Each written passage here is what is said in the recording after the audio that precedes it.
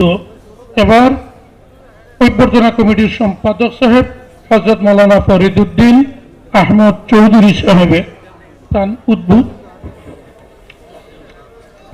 আলহামদুলিল্লাহি কাফা ওয়া সালামুন আলা ইবাদিহিল্লাযীনা ইসতাফা আম্মা বা'দ ফাআউযু বিল্লাহি মিনাশ শাইতানির রাজীম বিসমিল্লাহির রাহমানির রহিম لتبلؤن في أموالكم وأنفسكم ولتسمعن من الذين أوتوا الكتاب ومن الذين أشركوا أذى كثيرا وإن تصبروا وتتقوا فإن ذلك من عزم الأمور صدق الله العظيم মহামান্য উত্তর পূর্ব ভারতের আমিরে শরীয়ত দামাত বরকাতুহু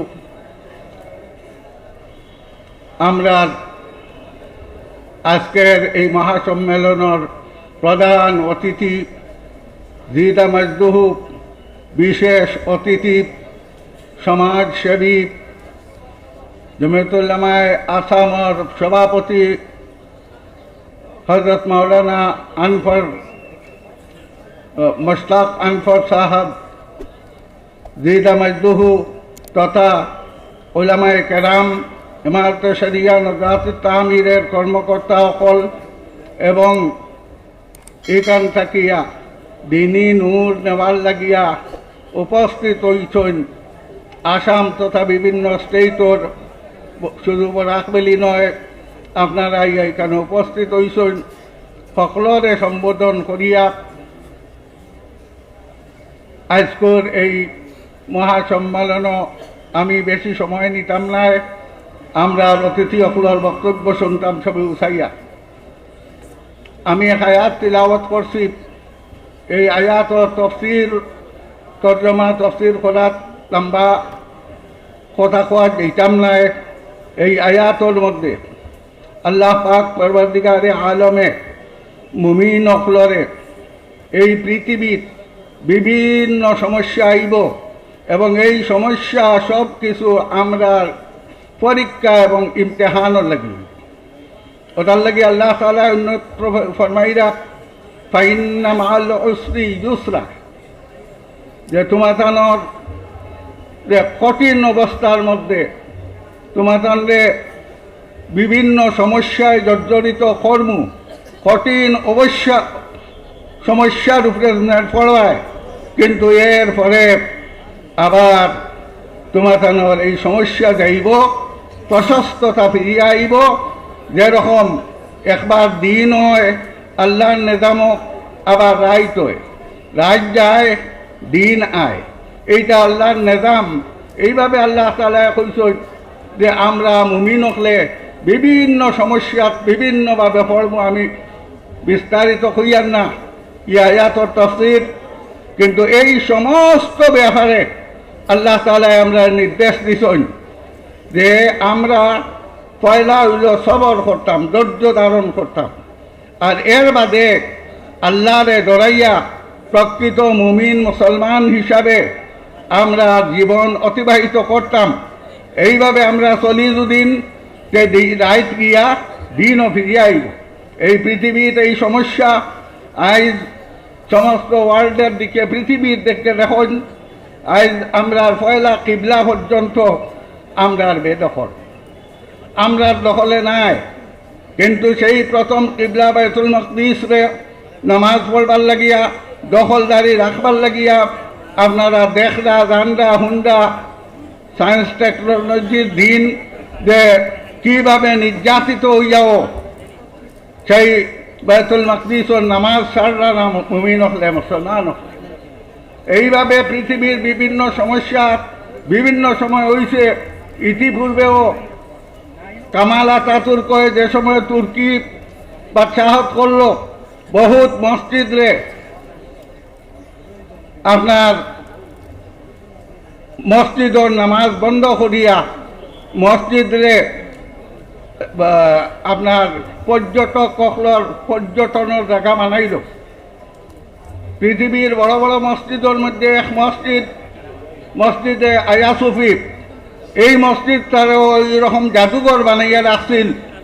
দীর্ঘ বছর নামাজ বন্ধ আছিল, জাদুঘর যে কোনো মানুষ গিয়া এই মসজিদে ঢুকছে, বিভিন্ন প্রদর্শনী রাখা হয়েছে, এই সমস্ত দেখছে। কিন্তু বর্তমান তুর্কির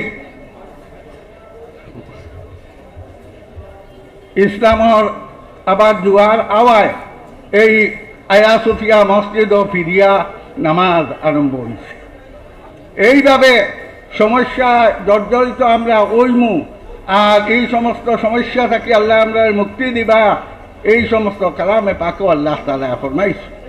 গতিকে আমরা নিরাশ হইবার কিছু নাই। আমরা সামনেও এখন কইতে গেলে রাত চলের, ইনশাআল্লাহ আল্লাহ দিন ফিরিয়ে আনব। আমরা কিন্তু সবর করা লাগবো, ধৈর্য ধরা লাগবো, এবং আমরা আল্লাহর কাছে আল্লাহমুখী হইতে লাগবো, আল্লাহর কাছে খান দিতে লাগবো, এবং আমরা সঠিক দিনদার হিসাবে চালাই নিতে লাগবো। এই অবস্থায় আল্লাহর শুকুর আমরা সবে মিলিয়া চেষ্টা করিয়া কেন আমরা আজকের এই মাহফিল গত বছরও করছি।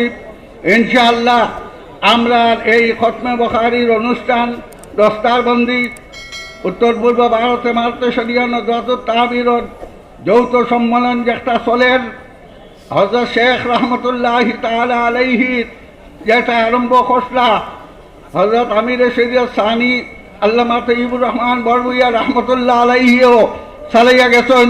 বর্তমান আমির শরীয়ত দামাত বরকাত হয়েও এই দুর্দিনের সময় আমরা নেতৃত্ব দিয়া যাইরা আমরা সব একমত নানি যে আমরা এই অনুষ্ঠান প্রত্যেক বছর চলতো ইনশাআল্লাহ।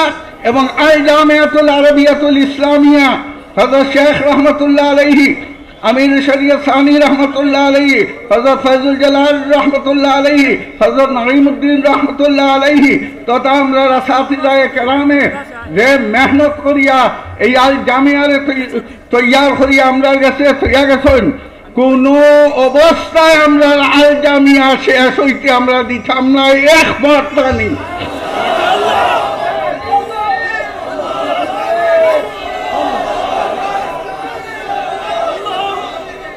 আলহামদুলিল্লাহ, আলহামদুলিল্লাহ। মুসলমান এই প্রতিষ্ঠান, এই ঐতিহ্য রক্ষার লাগি আমরা দান যায় যাও, আমরা দান মালে কোরবানি দিয়া এই প্রতিষ্ঠানকে রক্ষা তো করব ইনশাআল্লাহ। তাহলে কোনো সরকারি কোনো কিছু নাও থাকে যদি, তাহলে এই আল জামিয়া যেভাবে দেখানো হয় আল্লাহর হুকুম, সেইখানে আমরা আল জামিয়া প্রতিষ্ঠা করিয়া রাখতাম। সব তো একমত। এইবারও আল্লাহর শুকুর আল জামিয়াত পড়াশোনা আলাকুলিপুর মসজিদ হয়েছে। আসাতিজায়ে কেরাম হলে পড়াইছেন। হযরত আমির শরীয়ত দামাত বরকাত এত ব্যস্ততার বাবজুদ তাই নইয়া পড়াইছেন, আমরা হকলে পড়াইছি আল জামিয়ারে রক্ষা করার লাগি। এবং এইবার তালবাজারা এরাও এই দুর্দিনও এই আল জামিয়ারে রক্ষা করার লাগি তারাও কোরবানি দিছে এবং পড়িছে। আলহামদুলিল্লাহ স্বরূপে পারিদিন থাকতে আমরা, কিন্তু এবার আমরা 29 জন হইলেও অন্যান্য সকল মদরসা থাকিয়া বেশি আছেন ইনশাআল্লাহ। সামনে দিয়া অনেকে আমরা প্রশ্ন করে যে খতমে বুখারী হইতো, পড়াশোনা তো নাই, মদরসা নাই, খানো খতমে বুখারী সকলে জানে না ওটার লাগিয়া যে আমরা কৌমি হিসাবে মাদ্রাসা চালাইয়া যাইয়ার, কিন্তু এখনো আমভাবে সান্দাত আমরা বাড়িছি না। আলহামদুলিল্লাহ বদরপুরের উদ্যমী যুবক সকল, বদরপুরের দিন দরদি মানুষ সকল এরা মিলিয়া আসাতিজায়ে কেরামর বেতনের ব্যবস্থা করছে, সাহায্য জান মাল দিয়া সাহায্য করের। গতিকে এইভাবে আল জামিয়া এখনো চলের, আমভাবে আমরা ওখানেও গেছি না। আপনারা চাইননি যদি আমরা আল জামিয়া রক্ষার লাগে প্রয়োজন হয় যে আমভাবে কালেকশন ও চান্দাত যাইতাম নি, আপনারা খুব সর্বাবস্থায় আল জামিয়া টিকিয়া থাকতো, এই প্রতিজ্ঞা আমরা এবং আল জামিয়ার মাধ্যমে আগেও জেলা উত্তর পূর্ব ভারতে মারতে সরিয়া অনুদাত তামিরের অন্যান্য কর্ম সেই কর্মগুলো চলিয়া যাইত। আজ আমরা এখানে রিসিপশন কমিটির পক্ষ থাকিয়া আমি আপনারা সব মোবারকবাদ দিয়ার যে আপনার মধ্যে সেই দিনই জজবা আছে, যে জজবা হযরত শেখ রহমতুল্লাহ আলাইহি রাখিয়া গেছে, যে জজবা আল্লামা তৈয়বুর রহমান রহমতুল্লাহ আলাইহি আমিরের শরীয়ত আনিয়ে আর তান সহযোগী হকলে রাখিয়া গেছে। ইনশাআল্লাহ এই জজবা আমরা হকলের মাঝে আছে থাকবো, যতদিন জীবিত আছি আমরা আল জামিয়া রক্ষার লাগিয়া শেষ রক্তবিন্দু পর্যন্ত চেষ্টা করিয়া যাইমু। আপনার মোবারকবাদ দিয়া আমার সংক্ষিপ্ত বক্তব্য ওখানেও শেষ করলাম। ওমা আলাইনা ইল্লাল বালাগ। জাযাকুমুল্লাহ। এখন আমরা সামনে